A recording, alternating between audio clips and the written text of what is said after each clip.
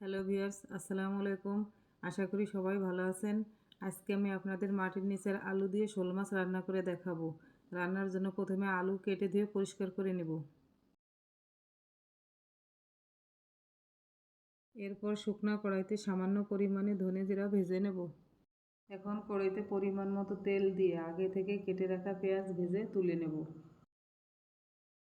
পেঁয়াজ ভাজা হয়ে গেলে ওই তেলের ভিতর আগে থেকে কেটে ধুয়ে লবণ হলুদ মাখানো মাছ হালকা তেলে ভেজে তার ভিতর চেরা কাঁচা মরিচ, জিরা বাটা, আদা বাটা, রসুন বাটা, স্বাদ মতো লবণ, পরিমাণ মতো হলুদ দিয়ে হালকা নেড়ে একটু পানি দিয়ে কষিয়ে নেব।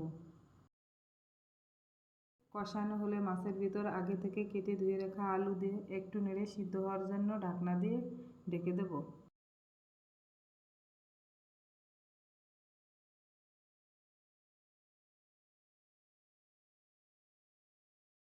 কিছুক্ষণ পর ঢাকনা তুলে নাড়া দিয়ে ঢেকে দিব যাতে নিচে লেগে না যায়। আবার ঢাকনা তুলে দেখে নেব আলু সিদ্ধ হয়েছে কিনা। আলু সিদ্ধ হয়ে গেলে ঝোলের পানি দিয়ে ঢেকে দেব।